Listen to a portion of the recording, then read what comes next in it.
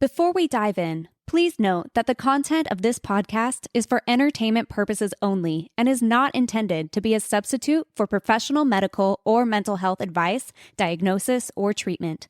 Always seek the advice of your physician or other qualified health provider with any questions you may have regarding a medical condition or mental health concern. Now on to the episode. Welcome to Life Unfolded, the podcast where we dive into the beautiful chaos of growing up, navigating love and relationships, and forging a fulfilling career. I'm your host, Melody Jordan, a 30-something creative professional who's taken life by the horns. In this podcast, I'll share my personal experiences and the hard-earned lessons I've learned along the way to inspire and empower you to live your most authentic life. Whether you're seeking advice, a fresh perspective, or just a good story, join me as we explore the twists and turns of life's unfolding journey. Let's get started.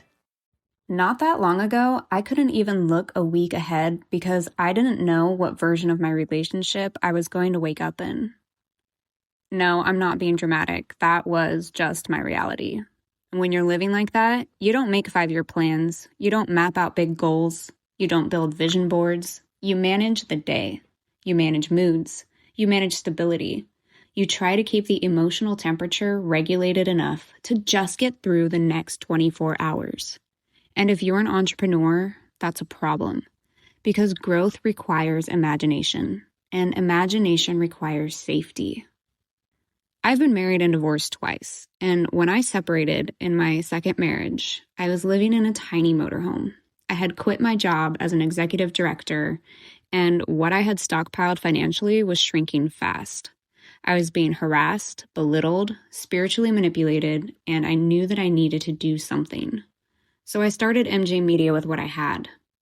No team, no fancy setup, just my laptop, my phone, a ton of grit, and a need to survive.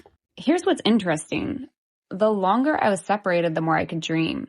I started imagining this huge space, a one-stop media shop.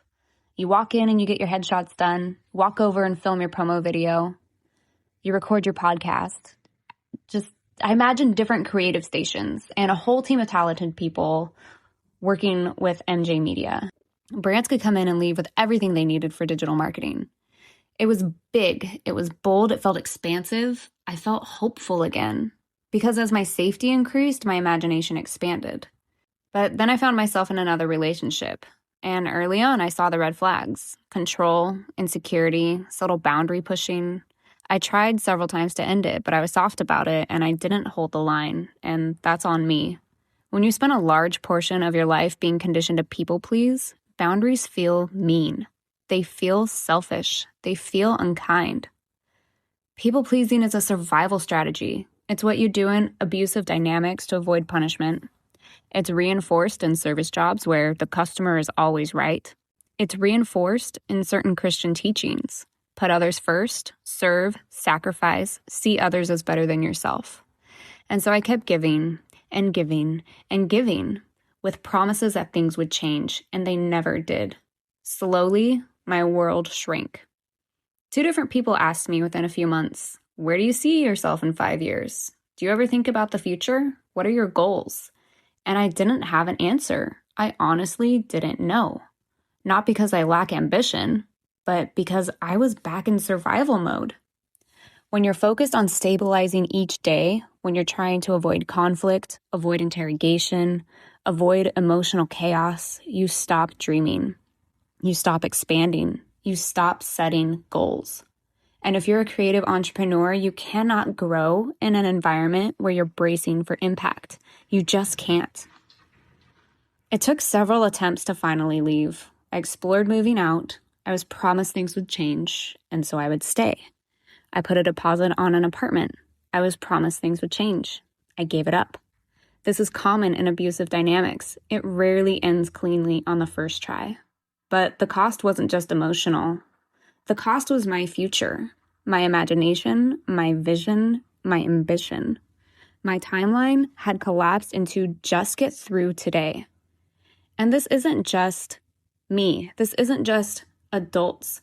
Kids who grow up in abusive homes often feel like they aren't worthy of dreaming. They don't really go anywhere. They don't set goals. They just live small lives because they feel like they can't. And I have a daughter who is bright, who is gifted, who is kind, who is bold.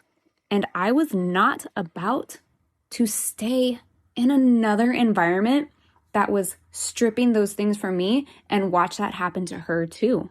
After I finally left, I was talking to my dad about how sad I felt. I was struggling with the breakup, and this is when he had asked me if I ever thought about the future. And I realized I didn't, I couldn't. And so I brought that up with my counselor. And she didn't ask me where I saw myself in 5 years. She asked me something much simpler. She asked me, how do I want to feel 3 months from now? And even that question felt enormous. How do I want to feel? But it was a lot easier to consider than, what do I want to achieve? How much do I want to make? What milestone do I want to hit? But how do I want to feel? I wanted to feel safe, at peace. I wanted to be confident again. I wanted to regain my autonomy. I wanted to feel empowered in my own life. So that's where I started. Not with a 5-year plan, but on cultivating those feelings. When you've been in survival mode, you don't start by setting massive goals. You start by regulating your nervous system. You start by creating safety. You start by building peace. You start by reclaiming autonomy. Dreaming isn't a productivity skill, it's a safety skill. If you can't answer where you see yourself in 5 years, maybe you're not lazy. Maybe you're not unmotivated. Maybe you're not failing. Maybe you're in an environment that has you bracing for impact. And that's not a character flaw. That's your nervous system trying to protect you. Well, several months later, I am starting to dream again. Not because I forced myself to, not because I suddenly became more disciplined, but because I finally feel safe enough to imagine something bigger. So if you're listening to this and your world feels like it's shrinking instead of expanding, pay attention to that. Ask yourself, how do I want to feel 3 months from now? And what environments, relationships, boundaries, and decisions support that feeling? Because expansion can only follow safety. And sometimes life doesn't unfold when we push harder.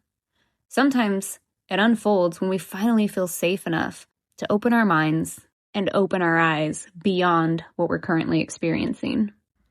If this episode resonated with you, I'd love for you to share it with someone who might need it, or send it to the friend who keeps saying they feel stuck. And if you're in a season where your world feels small right now, be gentle with yourself. Safety first, peace first, and the dreaming will come after. This is Life Unfolded. We're not rushing the process. We're letting it unfold. Talk to you next time. Thanks for tuning in to this episode of Life Unfolded.